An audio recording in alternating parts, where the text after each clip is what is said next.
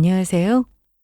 저는 최근 결혼을 약속한 남자친구와 파혼한 30대 초반의 여성입니다. 가방 하나에 담긴 작은 쪽지 하나로 제 인생이 바뀌게 될 줄 전혀 몰랐는데요. 예비 시어머니의 식당에서 우연히 만난 동창의 도움으로 예비 남편과 그 가족들의 민낯이 드러나고 제 인생도 완전히 달라질 수 있었습니다.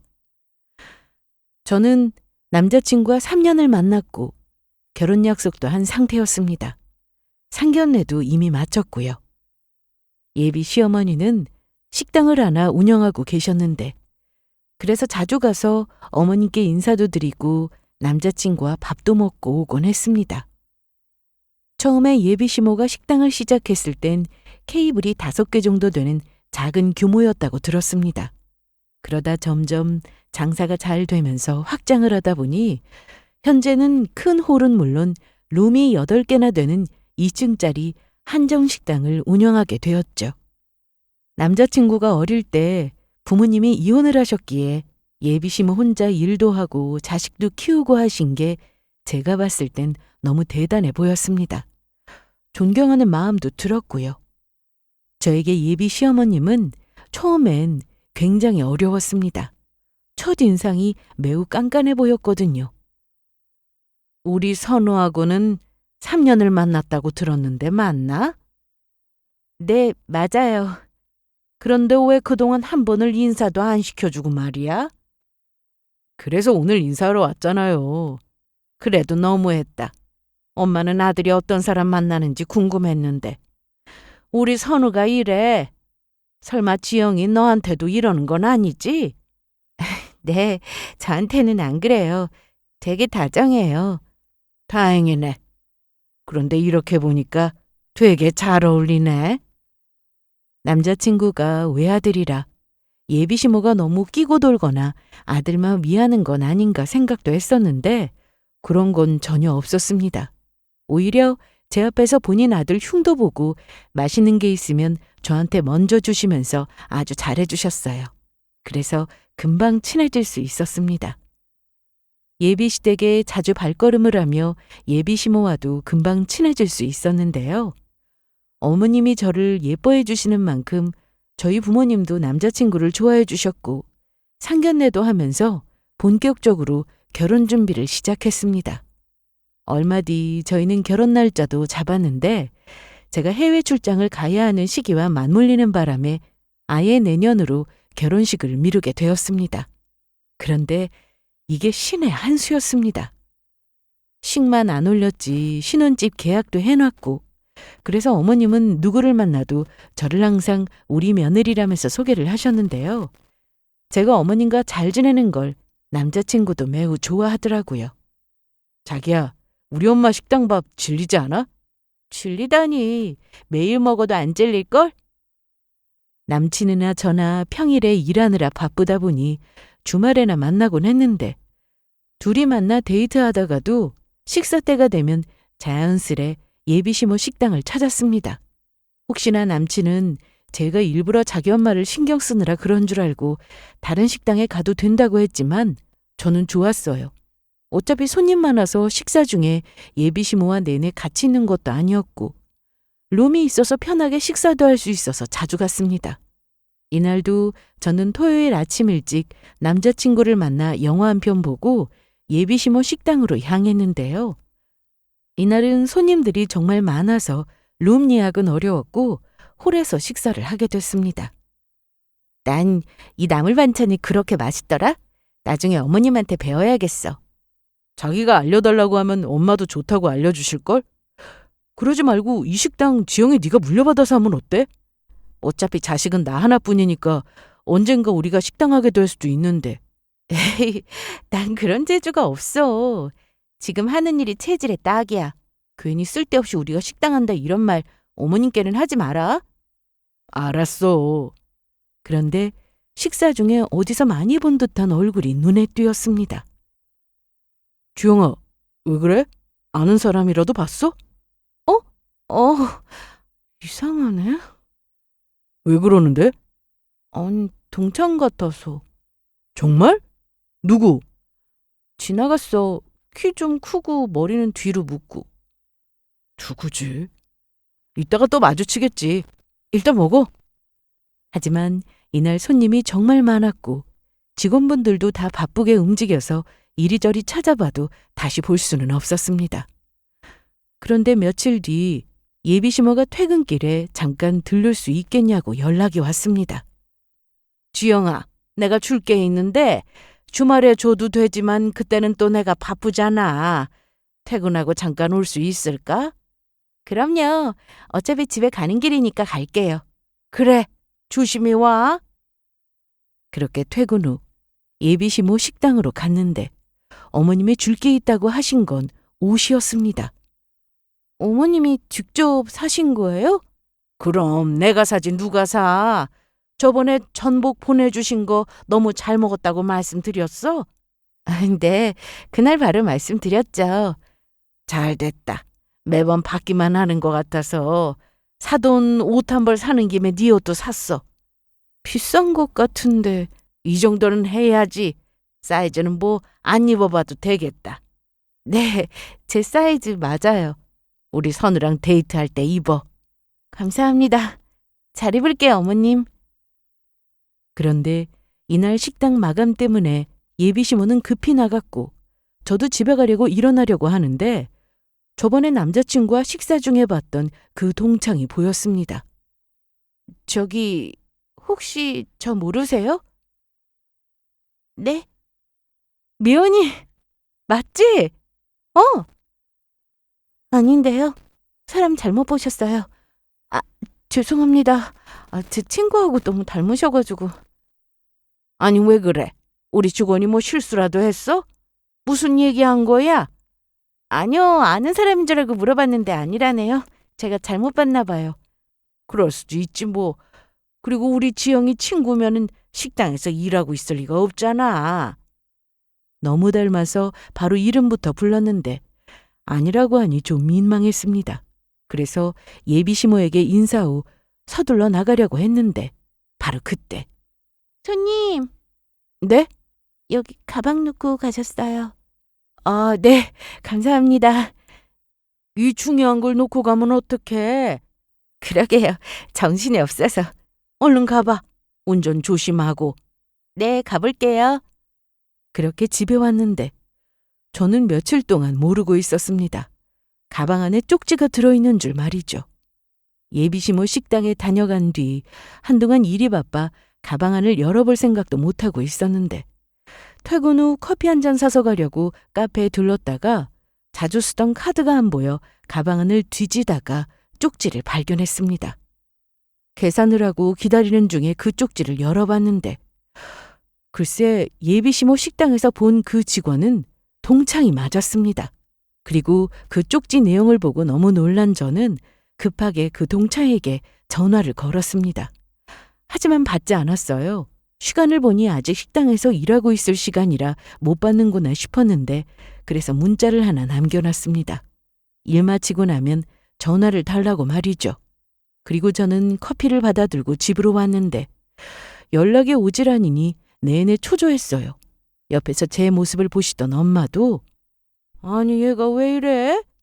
선우 연락 기다리는 거야? 아니야. 좀 앉아. 정신 사나워. 알았어. 그렇게 한참을 기다리다 밤 11시쯤 전화가 왔습니다.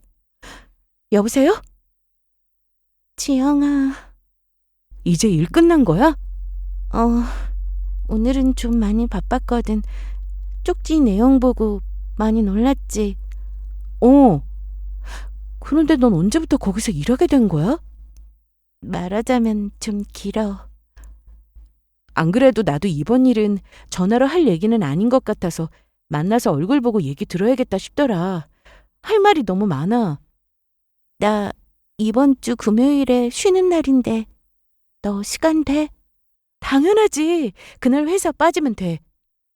그러지 말고 퇴근하고 만나도 돼. 그럼 너무 늦어. 나 신경 쓰지 말고 너 편한 곳에서 일찍 보자. 저는 급했습니다. 쪽지 내용이 사실인지 직접 동창이 입으로 말하는 걸 듣고 싶었고 그게 사실이라면 빨리 결혼부터 막아야 했으니까요. 그리고 며칠 뒤 드디어 금요일이 되었습니다. 저는 회사까지 빠져가며 일찍 동창을 만났는데 너무 오랜만이라 좀 어색하긴 했지만 그래도 한때 친하게 지냈던 친구여서 그런지 금방 편해졌습니다. 언제 나온 거야? 나도 서둘러 나왔는데. 늦을까봐 일찍 나왔지. 방금 왔어. 그동안 어떻게 지냈어? 이사간 이후로 통 연락도 없어서 소식 궁금했어. 다른 친구들도 네 소식은 모르고 살아서 연락할 방법도 없었고. 그동안 일이 좀 많았어. 동창이 그간 살아온 얘기를 들으니 숨이 턱 막히는 기분이었습니다. 중학교 3년 내내 같은 반이라 친했던 친구였고 다른 학원이나 과외 없이도 공부를 잘했던 친구라 제가 옆에서 도움도 많이 받았는데 집안 형편이 많이 어려웠다고 하더라고요. 아빠 사업 망하고 가족들 다 뿔뿔이 흩어지고 나는 그때 아빠 따라 시골로 내려갔다가 고등학교도 못 마치고 일만 했어. 정말? 그 정도로 어려웠어? 대학은 못 가더라도 고등학교만큼은 졸업하고 싶었는데 그게 내 마음대로 안 되더라. 지금은? 지금은 어떻게 지내고 있어? 아빠 돌아가시고 빚쟁이들 안 보고 사니까 이제 좀 편해. 그리고 떨어져 살았던 엄마랑 다시 만나서 지금은 서울에서 지내고 있어. 그랬구나. 그럼 우리 어머니 식당은 언제부터 일했어? 서울 올라오고 나서 돈은 벌어야 하고 회사는 들어가기 어렵고 해서 찾다 보니까 홀서빙 직원을 구한다고 해서 바로 면접 보고 일 시작했지. 그동안 고생을 참 많이 했길래 얘기를 듣는 내내 괜히 눈시울이 붉어졌습니다. 그렇게 서로 사는 얘기를 좀 하다가 저는 그 쪽지에 대한 얘기를 물었습니다. 그런데 그 쪽지 내용 말이야. 다 사실이야. 정말? 진짜야? 가방 안에 들어있던 쪽지에는 남자친구의 비밀이 적혀 있었는데 그냥 내용만 적혀 있었다면 누군가 장난친다고 생각하고 버렸을지도 모릅니다. 그런데 동창의 이름과 전화번호까지 적혀 있어서 제가 급하게 친구에게 연락을 했던 거였어요. 그러니까 선우 씨한테 여자가 있었다고? 그때 내가 일한 지 3년 정도 되었을 때 사장님 심부름을 정말 많이 했어. 식당 심부름이 대부분이긴 했는데 그중 사적인 심부름도 많았어. 동창의 말을 들을수록 기가 막혀서 말이 나오지 않았고 입이 다물어지지 않았습니다. 남자친구는 과거 사귀던 여자친구가 있었는데 꽤 진지한 사이라고 했습니다. 저도 남자친구를 만나기 전 가볍게 만난 친구가 있었기에 이걸로 문제 삼고 싶은 생각은 없었습니다. 암튼 동창은 처음엔 별 신경을 안 썼다고 했어요. 먹고 살기 바쁜데 남이 뭐라고 살든 그게 눈에 들어오지도 않았다고 했죠. 그래서 관심 없이 일만 하며 지냈는데 예비시모가 그 당시 막내 직원이었던 제 동창에게 이것저것 시키는 게 많아지면서 제 남친의 비밀도 자연스레 알게 됐다고 했습니다. 그날 손님들 다 가고 홀 정리 중이었는데 사장님 아들이 어떤 여자를 데리고 왔어.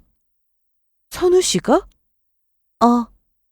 나야 그냥 그런가 보다 하고 의자를 정리하고 있었는데 갑자기 큰 소리가 나길래 쳐다봤더니 사장님이 그 여자 뺨을 때리더라고. 뭐? 아니 왜? 얘기를 들어보니 그 당시 남자친구가 데려온 여자를 향해 예비시모가 너 같은 애랑 결혼시키려고 내 아들 뼈 빠지게 키운 줄 알아? 엄마! 너 지금 여자나 만나고 다닐 때야? 공부해야지. 취업해서 회사도 들어가고 해야 좋은 사람 만나 결혼하지. 어디 만날 사람이 없어서 이따위 애를 데리고 와? 응? 직원들 사이에서 남자친구는 효자로 소문났다고 했습니다. 평소 예비시모는 식당에 나와 자기 아들 자랑을 엄청 했기 때문에 그걸 모르는 직원도 없었다는데 아마 남자친구도 아빠 없이 엄마와 둘이 살면서 자기 엄마가 그간 얼마나 고생하신지 잘 알았기에 자기 엄마 말을 거역하긴 힘들었겠다 싶었어요. 결국 그 일로 두 사람은 헤어졌다고 했는데 한동안 식당이 조용한가 싶더니 2달인가 지나서 그 여자가 다시 왔다고 했습니다. 그럼 헤어졌다가 둘이 다시 만난 거야? 뭐 그런 속사정이야 내가 알 수는 없지. 관심도 없고. 그런데 그날은 룸에 들어가서 얘기를 하더라고. 예비 시모는 원래 직원들이 보든 말든 그 자리에서 바로 얘기하곤 했다는데 그날은 룸으로 들어갔다고 했고 친구는 퇴근 준비를 하던 중이라고 했습니다. 그런데 맞은편 룸 청소를 하던 직원 몇 명이 급하게 달려와서는 동창한테 말해주더랍니다. 지금 난리가 났다면서 가서 말려야 하는 거 아니냐고 했다는데 예비 시모 목소리는 물론 여자 비명소리까지 났다고 해서 가봤더니 남자친구 전 여친이라는 사람은 바닥에 주저앉아 있었고 예비 시모는 직원들이 다 몰려와서 보고 있는데도 쌍욕을 멈추지 않았다고 했습니다.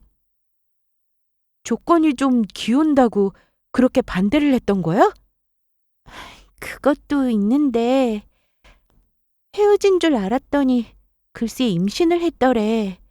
애가 있으면 아무래도 자기 아들 발목을 잡을 게 뻔하니까.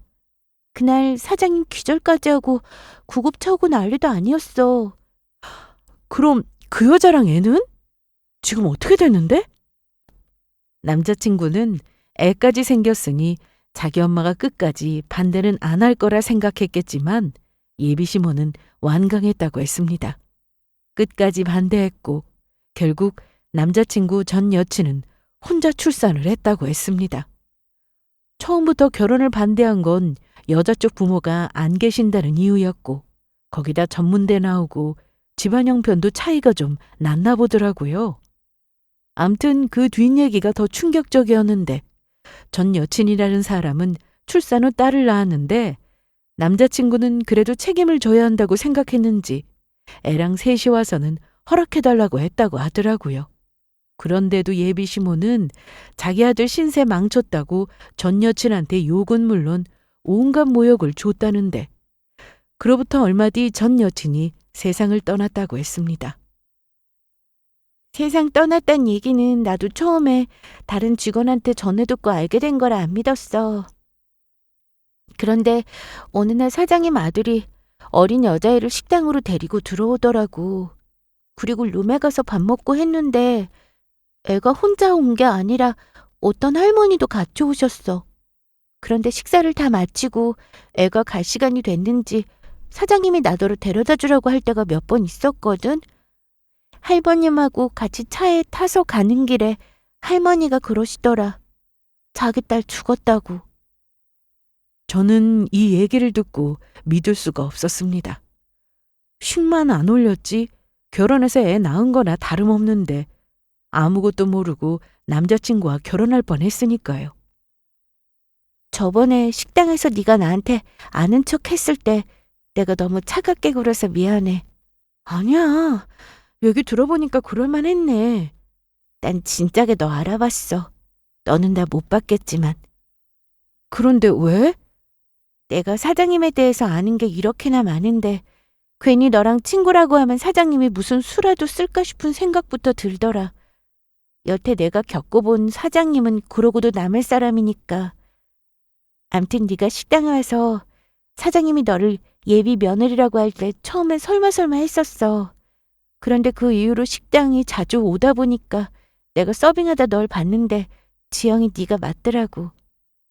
진작에 말해주고 싶었는데 기회가 없어 답답했어. 그러다 그날 마침 네가 가방을 놓고 가길래 급한 대로 메모지 한 장 뜯어서 쓴 거지. 이날 친구는 저에게 이런 말까지 했습니다. 네가 이걸 다 알고도 결혼하겠다면 내가 뭐 더는 할 말이 없는데 그래도 네가 직접 확인해봐. 모르고 결혼했다가 평생 후회하는 것보단 나으니까. 저에게 건네준 건 집 주소가 적힌 종이었는데 남자친구 전 여친의 자식과 할머니가 산다는 집이었습니다. 할머니와 그 여자아이가 식당에 와서 밥 먹고 간 건 손에 꼽을 정도로 몇 번 되지 않는다고 했고, 한 번은 식당 앞에서 할머니가 그 여자애를 데리고 왔는데 예비시모가 나가서는 당장 돌아가라고 한 이후로 식당에서 본 적은 없다고 했습니다. 그래서 아마 이사를 갔을 수도 있겠지만 혹시 모르니 찾아가 보라고 하더라고요. 그리고 만나게 된다면 얘기해보고 그래도 결혼하겠다 하면 말리진 않겠다고 했습니다. 저는 이날 친구와 정말 많은 얘기를 나눴습니다. 전 남친은 그런 일이 있고 난 뒤 정신 차리고 공부해서 좋은 회사에 들어갔는데 예비시모는 일찍부터 자기 아들 짝을 만나게 해주려고 그 식당에서 선도 몇 번 봤다고 했습니다. 뭐 저를 만나기 전의 일이었던 일이니까 그건 상관없었는데 결혼할 남자애가 애가 있다는 건 이 결혼을 다시 생각해 볼 만한 문제였습니다. 저는 동창이 준 집 주소로 찾아갈 생각이었는데 그 전에 남자친구에게 먼저 물어보고 싶었어요. 물론 물어봐도 사실대로 말해줄 거란 생각은 안 했는데 남자친구가 어떤 반응일지 궁금했습니다. 지영아, 우리 되게 오랜만인 거 알아? 그랬나? 일이 좀 바쁘긴 했지. 그런데 자기 얼굴이 좀 상한 것 같은데? 어디 좀 봐봐. 괜찮아. 좀 피곤해서 그래. 남친은 저를 많이 아껴줬습니다. 연애하는 내내 그랬고 결혼을 앞두고 있으면서도 제 생각을 참 많이 해줬죠. 저 역시 이런 남자친구를 많이 좋아하고 있었어요. 그러다 보니 이런 사실에 너무 괴로웠습니다. 그래도 결혼이 무슨 애들 장난도 아니고 인생이 걸린 문제라 감정에 끌려다니면 안 된다 생각이 들었습니다. 그런데 자기는 나 만나기 전에 만났던 사람 없었어? 없었어. 전에도 말했잖아. 나는 자기가 첫사랑이라고. 설마. 물론 가볍게 연락만 주고 받았던 친구는 몇 명 있었는데 그게 전부야. 그런데 왜 갑자기 그런 걸 물어? 평소엔 관심도 없어 보였는데? 갑자기 그냥 궁금해서. 자기 정도 조건이면 그래도 만났던 사람이 아예 없지는 않았을 텐데 싶어서. 싱겁기는. 그런데 오늘 자기 화장대 들어오기로 한 날 아니었어? 아, 그거 내가 보류시켰어. 아니, 왜? 생각해보니까 별로 마음에 안 들어서 가구 사면 그래도 오래 써야 하는데 괜히 샀다가 후회하느니 일단 다른 거 보고 사려고. 내가 잘 얘기했으니까 자긴 신경 안 써도 돼. 대놓고 물어보려고 하니 입이 떨어지지 않았습니다. 무엇보다 그 얘기를 어디서 들었냐고 하면 제 친구 얘기를 할 수밖에 없는데 친구 입장에서는 일자리를 잃게 될 수도 있고 입장이 난처해질 수 있어서 섣불리 말하는 건 아니다 싶더라고요. 거기다 동창의 말이 떠올랐습니다. 예비시모 성격이 보통이 아니라 무슨 짓을 벌일지 알 수 없다는 그 말이요. 그래서 저는 동창이 알려준 그 집 주소대로 찾아가 보기로 했습니다. 찾아가 보니 한 빌라였는데 배를 눌러도 아무 인기척이 없더라고요. 그래서 한참 현관문 앞에 서서 기다렸는데 한 시간쯤 지나서 할머니와 어린 여자애가 계단으로 올라오는 게 보였습니다. 안녕하세요. 아니, 누구세요? 저 혹시 이선우라고. 저 그런 사람 모릅니다. 저 할머니, 정말 중요한 일인데 시간 좀 내주세요. 할머니, 이 아줌마 누구야? 아빠 친구야? 아니야, 모르는 사람이야. 얼른 들어가자. 그렇게 두 사람은 집으로 들어갔고 아이가 있다 보니 무작정 붙잡을 수도 없는 상황이었습니다. 하지만 어떻게든 만나서 직접 얘기를 들어야 했던 저는 계단에서 한참을 앉아 있었는데 그때 현관문이 조용히 열렸습니다. 저는 급히 일어나 현관 쪽으로 갔는데 할머니가 나오셨어요. 여태 기다렸어요? 네. 지금 우리 손녀가 자고 있어서 잠깐 나온 거예요. 이선우 그 사람하고는 어떻게 아는 사이길래 여기까지 찾아왔어요? 집 주소를 그놈이 알려준 거요? 할머니 말투만 들어봐도 남자친구와 사이가 안 좋다는 걸 바로 알 수 있었습니다. 저는 빙빙 돌려 말하지 않고 바로 말씀드렸습니다. 저 이선우 씨랑 결혼할 사람이에요. 그러자 할머니는 크게 놀라는 표정이었는데요. 안에서 자고 있는 여자아이가 정말 이선우 씨 딸 맞나요? 말씀해 주세요. 네? 딱 보니 멀쩡해 보이는데 왜 하필 그런 집에 시집 가려고 그래요? 내가 남의 인생에 왈가왈부할 자격은 없지만 그 집은 아니에요. 그러면서 할머니는 갑자기 눈물을 흘리기 시작했는데 우리 딸 생각만 하면 당장 그 식당 망하게 하고 싶은데 보다시피 딸 먼저 보내고 손녀 하나 키우면서 힘들게 살고 있어요. 세상에 남자도 많은데 왜 하필 그 집이에요? 아니면 혹시 우리 손녀 때문에 결혼에 방해가 되니까 못 떠나라 또 이런 얘기 하려고 왔어요? 하긴 그런 놈하고 결혼할 사람이면 끼리끼리 똑같겠지. 아니에요. 그러려고 온 거 아닙니다. 그럼 뭘 알고 싶어서 온 건데요? 전혀 몰랐어요. 선우 씨한테 애가 있는지. 결혼 앞두고 있는데 이런 상황에 어떻게 아무렇지 않게 결혼식을 올리겠어요. 직접 확인하려고 왔어요. 할머니는 그렇게 제 앞에서 한참을 우셨습니다. 애가 언제 깰지 몰라서 멀리 가지도 못하고 빌라 입구에 서서 얘기 중이었는데 지나가는 사람들이 다 쳐다볼 정도로 서럽게 우시니 괜히 제 마음도 좋지 않았습니다. 우리 딸이 어떻게 세상 떠난 줄 알아요? 화병 때문이에요. 아무리 조건이 마음에 안 들어도 그렇지. 자기 아들 자식까지 낳았는데 거기다 대고 쌍욕을 하고 자기 아들 인생 막지 말라고 사라지라고 하는데 그걸 누가 버텨요? 처음엔 나도 전혀 몰랐다고요. 허락받고 곧 집도 얻어준다고 했으니까. 그런데 집까지 찾아와서는 내 딸한테 빨리 꺼지라고 하고 동네 사람들 다 보는데 온갖 욕설에 머리채까지 잡혔는데 그걸 보고 가만히 있을 사람이 어디 있어요. 나도 똑같이 했죠. 그랬더니 경찰에 신고하네 마네 그러는데 세상 살면서 내 그렇게 독한 여자는 처음 봐요. 그렇게 하루가 멀다고 시달리며 사는데 내 딸 속이 멀쩡할 리 있어요? 결국 병이 났지. 그렇게 세상 떠나고 남은 손녀는 내가 데리고 살고 있는데 한 번은 돈을 주면서 멀리 가서 살 수 없겠냐고 하더라고요. 예비 시모는 제가 생각했던 모습과 거리가 먼 사람이었습니다.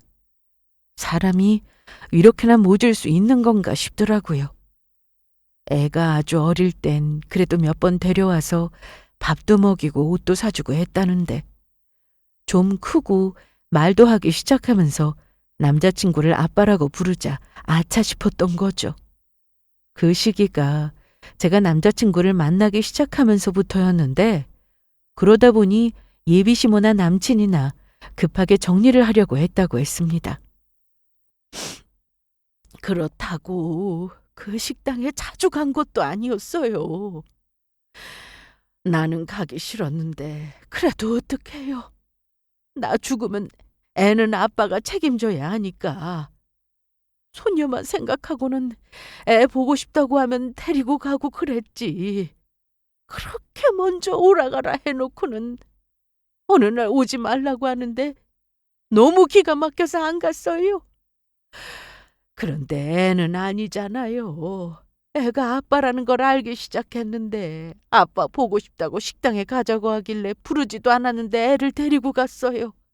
그런데 그 식당 사장이 직접 나와서는 애가 죽고 있는 거 알면서 내 딸한테 했던 것처럼 쌍욕에 거지라고 하는데 그날 이후로 그 식당 근처에 간 적도 없어요. 결혼을 하든 뭘 하든 그건 아가씨가 알아서 하시고 내가 나서서 그 결혼 방해할 생각도 없고 우리 손녀는 내가 알아서 잘 키울 테니까 더는 찾아오지 마요. 나중에 내가 손녀 데리고 가서 책임져라 이런 말 안 할 거니까 걱정 말고 가봐요. 그렇게 할머님은 바로 집에 들어가셨고 저는 집에 돌아오는 길에 정신이 나간 사람처럼 그저 멍했습니다. 오늘 좀 늦었네? 지영아. 지영아. 얘가 정신을 어디다 두고 다녀? 아까 선우 왔다가 갔어. 왜? 너랑 오늘 만나기로 했다던데? 그런데 전화도 안 받고 사무실에 갔는데 넌 이미 퇴근했다고 해서 집에 왔더라고. 그래서 기다리라고 했는데 좀 전까지 있다가 갔다고. 밖에서 못 봤어? 전화나 한 통 해줘. 한참 기다렸다 갔으니까. 결국 저는 더 시간을 끌면 안 되겠다 싶은 마음에 다음날 바로 남자친구를 만나 파혼을 하자고 했습니다. 지영아, 뭐라고? 뭘 하자고? 끝내자고. 아니, 너 왜 그래? 나한테 뭐 화난 거라도 있어? 나 이 결혼 못 하겠어. 이유가 뭐냐고? 그런데 이유를 말할 수가 없었습니다. 동창 얘기를 하면 당연히 더는 그 식당에서 일을 못할 게 뻔했고 아이 얘기를 하면 할머니와 그 아이한테 가서 또 해코지라도 할까봐 걱정이 되더라고요. 지금 당장 저부터 생각해야 하는 건데도 여러 사람들이 얽혀 있다 보니 말이 쉽게 나오지 않았습니다. 당연히 이런 상황에 남자친구는 제 말을 쉽게 받아들이지 못했는데 예비시모가 이 사실을 전해 듣고는 당장 만나자고 했습니다. 그래서 일을 마치고 예비시모 식당으로 갔고 제가 갑자기 파혼하자고 한 것에 대해서 왜 그러냐고 물어보시더라고요. 아니, 이유가 있을 거 아니야. 우리 선우가 뭐 섭섭하게 한 거 있어? 잘못한 거라도 있냐고. 아니, 납득이 갈 만한 이유가 있어야 나도 대답을 하지. 무작정 끝내자, 파혼하자 하면 이걸 누가 알아들어? 주영이 너 그렇게 안 봤는데 나 점점 실망하려고 그런다. 원래 결혼 전에는 조금씩 다투고 그러는 거야. 내 아들이 뭐 기분 상하게 한 거 있으면 나한테 다 말해. 내가 대신 혼내줄게. 응? 그리고 솔직히 파혼이라는 말 입에 함부로 올리는 거 아니야. 선우 씨한테 아이가 있다면서요? 제 말에 예비시모는 하던 말을 멈추고 저를 빤히 쳐다봤습니다. 누가 그래? 누구야? 지금 누군지가 중요해요? 애가 있다는 사실이 더 중요한 거 아니고요? 아, 글쎄! 누구한테 들었냐고? 혹시 그쪽에서 너한테 접근했니? 사실인가 보네요. 선우 씨한테 애가 있다는 거. 너 지금 나 가지고 노는 거야? 사람을 떠보니? 어떻게 사람을 이렇게 감쪽같이 네가 어디서 무슨 말을 들었는지 모르겠는데 다른 것도 아니고 애가 있으면서 결혼하라고 하신 거예요? 도대체 누구야? 우리 선우가 직접 말했을 리는 없고 너 혹시 내 아들한테 사람 붙였냐? 저 그런 거 할 줄 모릅니다. 언제까지 저 속이려고 하셨어요? 속인 거 없다. 네가 누구한테 무슨 말을 들었는지 나는 모르겠는데 그거 사실 아니야. 말이 되는 소리를 해야지. 내 아들한테 무슨 애가 있어? 원체 내 아들이 예전부터 인기가 많았어. 누가 또 괜히 이간질 시키고 그랬나 본데 그 사람을 데려오란 말이야. 너 이렇게 무장적 끝낸다고 하는 건 이건 아니지. 그러면서 제가 끝까지 이 결혼 못한다고 했더니 너 이런 식으로 내 아들 나쁜 놈 만들어서 파혼하겠다 이거야? 너 지금 파혼하면 피해가 얼마나 큰 줄 알아? 니네 시고 올리고 바로 신혼집 들어가서 살면 되는데 그거 다 준비해놓고 파혼? 너 정말 감당되겠어? 무슨 감당이요? 네가 위약금 다 물어내고 우리 아들 파혼당하면서 상처받을 게 뻔한데 위자료까지 내놓을 자신이 있냐고.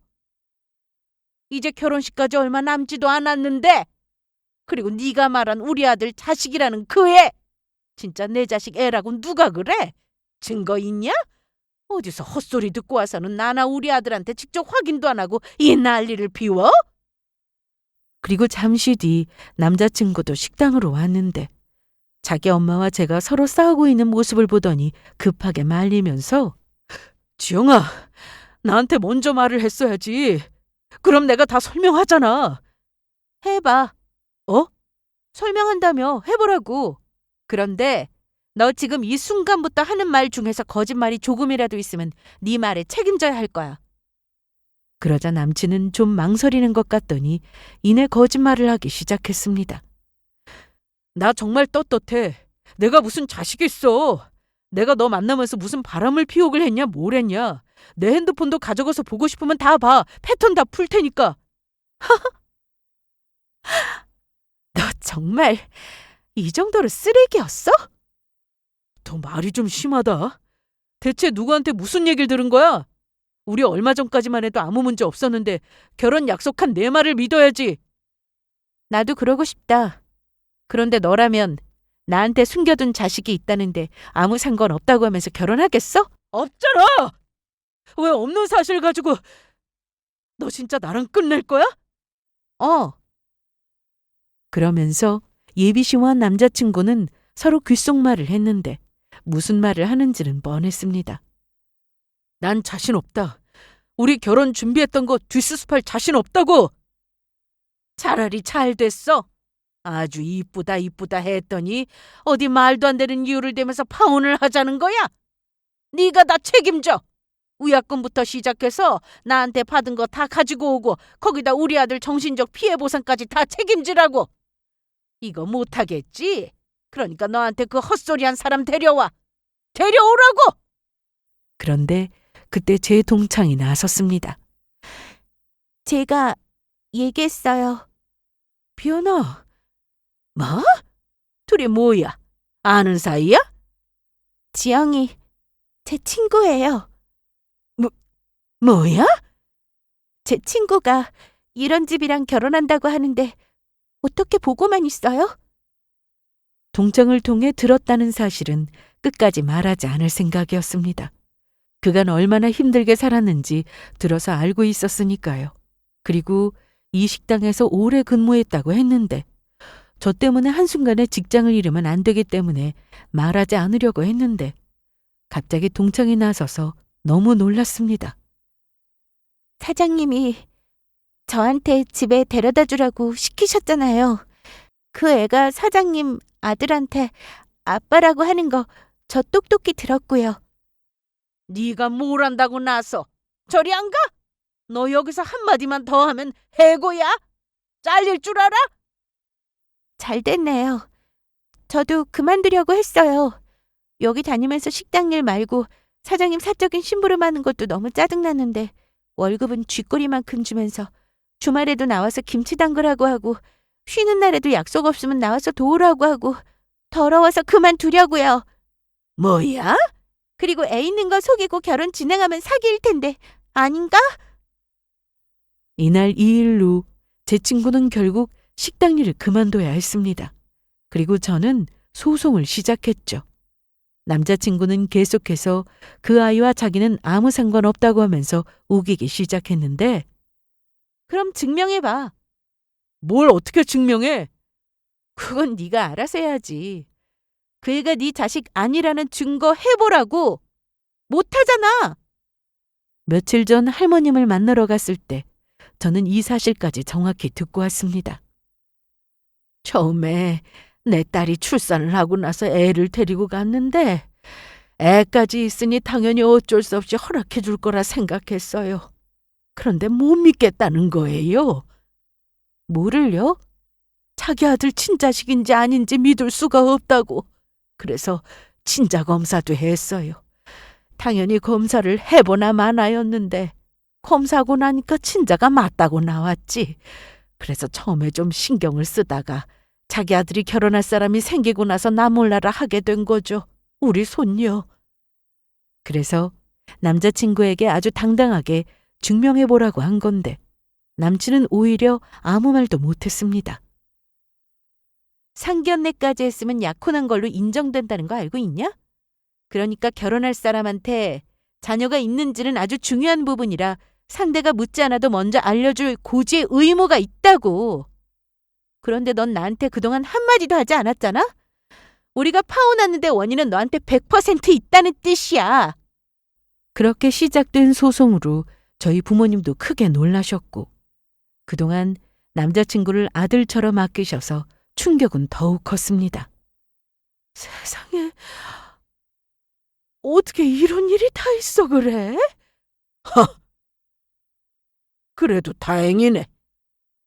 여보, 이게 어떻게 다행이에요? 주영이가 결혼하고 나서 이 사실을 알았어 봐. 결혼 생활 유지가 되겠어? 참고 산다고 해도 부모 자식은 천륜인데 그 연을 어떻게 끊어? 우리 지영이가 평생 마음고생하며 사는 것보다 지금 파혼하게 된 게 천만다행이지. 잘했다 지영아. 잘된 일이야. 처음에는 그냥 끝내고 말지 위자료 받아서 뭐하나 싶었습니다. 제가 돈이 없는 것도 아니고 위자료라고 해봤자 엄청나게 큰 돈도 아니라고 하니 아쉬울 것도 없었어요. 무엇보다 지금까지 받은 충격만 해도 너무 큰데 하루빨리 벗어나고 싶은 생각에 조용히 끝내고 싶었습니다.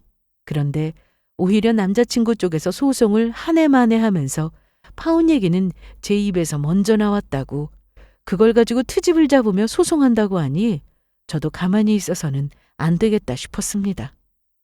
그래서 저도 소송을 시작하게 된 거였고 변호사를 통해 알아보니 파혼 위자료는 보통 정신적 고통에 대한 배상으로 청구가 되는 거라고 하더라고요.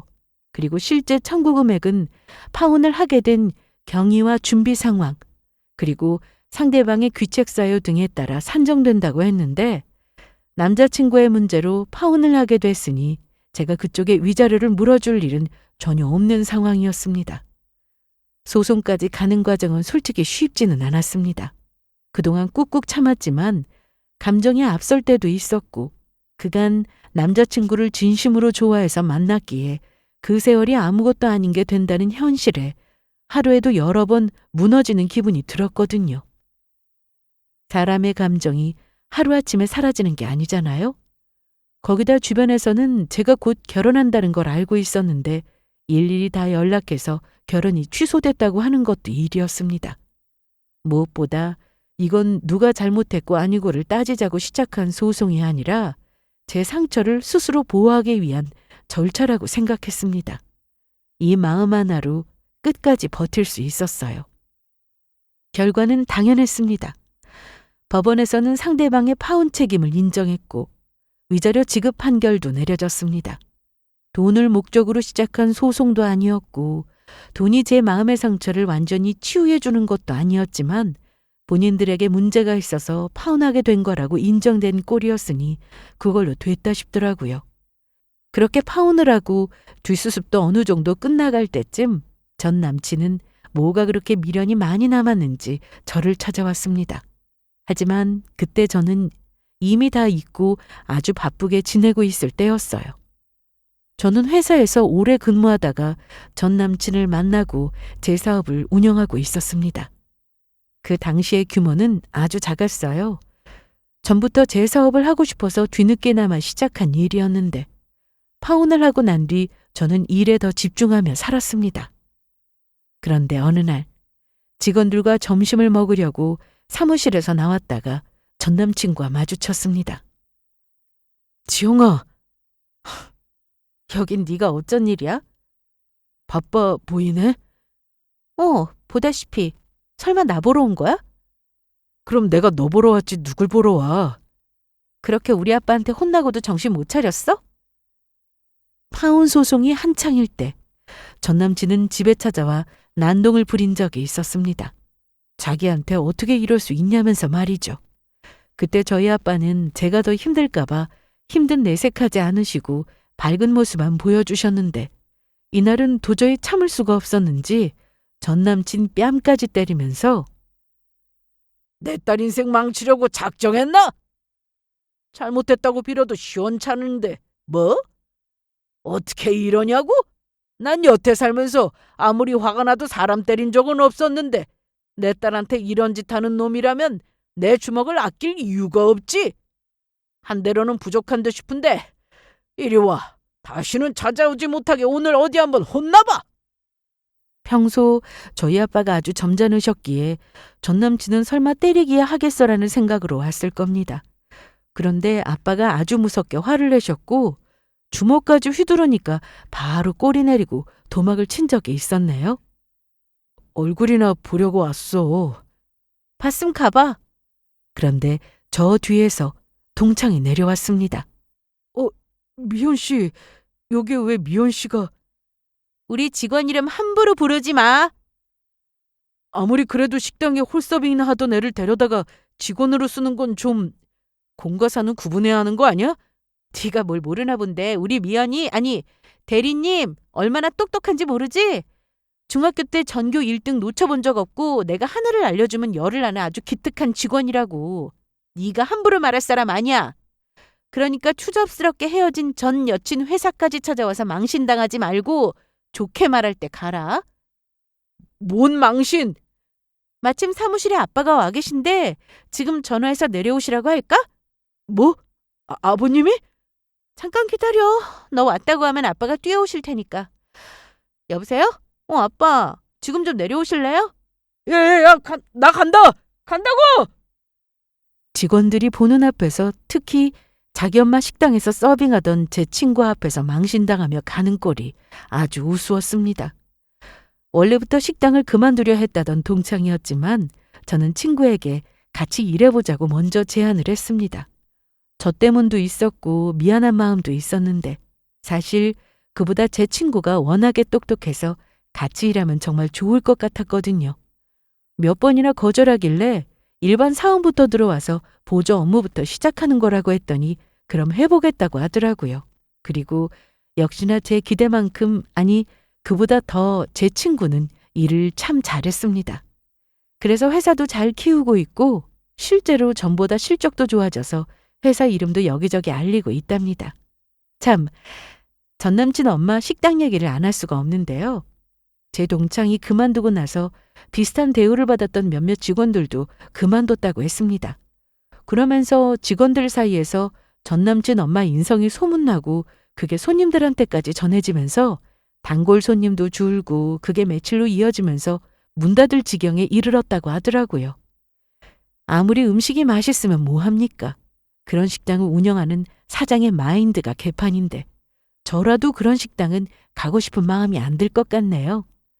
그리고 제 동창한테 전해 들었는데 전 남친의 딸을 키우고 있는 할머니는 다른 친척분의 도움을 받아서 소송 준비를 하고 있다고 했습니다. 조용히 손녀 키우며 살 생각이었는데 아빠라는 놈이 버젓이 살아있는데 양육비는 받는 게 맞다고 하니 할머님도 마음을 돌리고 소송을 한다고 하더라고요. 아직 그 결과는 저도 모릅니다. 제 동창이 그 할머님과 계속 연락을 주고받는 것도 아니고 건너들은 거라 더는 자세히 듣지 못했거든요. 암튼 저는 현재 파혼 후 받은 상처는 다 잊고 일에 열중하며 지내고 있습니다.